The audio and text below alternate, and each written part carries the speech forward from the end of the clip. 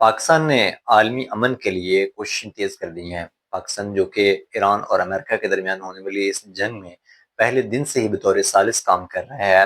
اب اس نے اپنی کوششیں جو ہیں وہ مزید تیز کر دی ہیں، کیونکہ ہم نے دیکھا کہ پچھلے کچھ عرصے میں ایک طرح سے بحران جو ہے وہ دکھائی دیا اور امریکہ اور ایران کے درمیان ڈیڈ لاک تھا، جو اسلام آباد میں ٹاکس ہوئی تھی ان کے بعد۔ تو پاکستان نے دوبارہ سے اپنی کوششیں جو ہیں وہ تیز کر دی ہیں تاکہ عالمی امن میں دوبارہ سے اپنا فعال کردار جو ہے وہ ادا کر سکے۔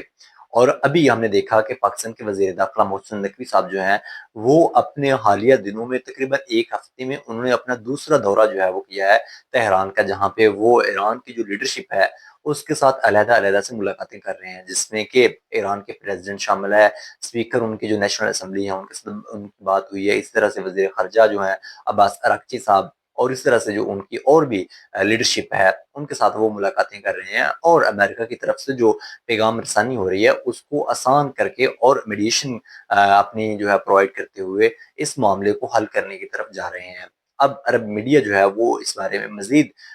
جو ہے آگے بڑھ کے بات بتا رہا ہے کہ پاکستان کے جو آرمی چیف ہیں وہ بھی آنے والے دنوں میں تہران کا دورہ کر سکتے ہیں، جہاں پہ ایک فریم ورک کے بارے میں بات ہو سکتی ہے، جہاں پہ ایک فریم ورک کی اناؤنسمنٹ ہو سکتی ہے، جس کے مطابق ایران اور امریکہ جو ہے وہ ایک ایسے فریم ورک کے اوپر راضی ہو جائیں گے جہاں پہ کہ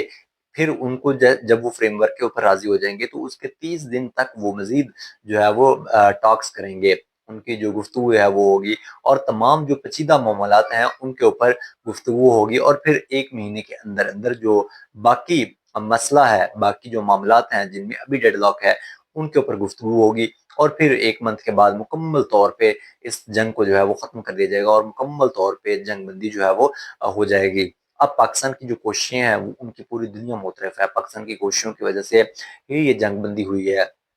اور پاکستان کے فعال کردار کی وجہ سے ہی یہ جنگ بندی اب تک برقرار ہے، اور پاکستان کو اس کے لیے بہت ساری اور انٹرنیشنل جو سپر پاورز ہیں ان کا بھی کردار جو ہے وہ میسر آیا ہے، جیسا کہ پاکستان کو حمایت حاصل ہے چائنا کی، رشیا کی، اور اس کے علاوہ یورپین یونین کے جتنے بھی دیگر ممالک ہیں، اور خاص طور پہ خلیجی ممالک کی، اور اس میں بھی خاص طور پہ سعودی عرب کی۔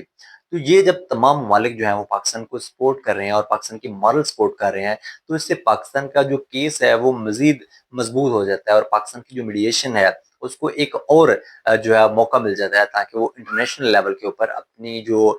پروگرام ہے بحال کرے اور انٹرنیشنل سٹینڈرڈ کے مطابق میڈیشن کرے، اور ایران اور امریکہ کو دوبارہ سے ٹیبل کے اوپر بٹھا دے تاکہ ان کے جو حل طلب معاملات ہیں وہ حل کیے جا سکیں۔ زیادہ تر جو معاملہ ابھی تک ایران اور امریکہ کے درمیان اٹکا ہوا ہے وہ اسٹریٹ آف ہارمز کی اوپننگ کا ہے، اور اس کے بعد دوسرا معاملہ جو ہے وہ یورینیم کی انریچمنٹ کا ہے، کیونکہ ایران اور امریکہ کے درمیان جو سب سے بڑا ڈیڈ لاک ہے وہ یورینیم کی انریچمنٹ کا ہے۔ جیسے یہ معاملات جو ہیں وہ حل ہو جائیں گے، اور اگر ایک مہینے تک دوبارہ سے ان کے مذاکرات جو ہیں وہ ہوتے ہیں تو یقینی بات ہے اس سے جو مسائل ہیں وہ مزید بہتر طریقے سے حل ہو جائیں گے، اور پاکستان جو ہے چونکہ ابھی ایک گلوبل پاور کے طور پہ ریئیکٹ کر رہا ہے، اور پاکستان کو حمایت حاصل ہے چائنا کی جو کہ پاکستان کا اسٹریٹجک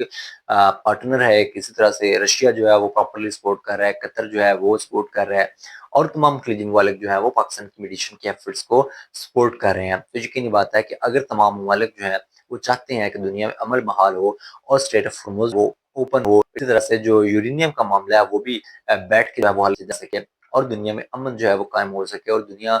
جو 28 فروری سے پہلے تھی وہاں پر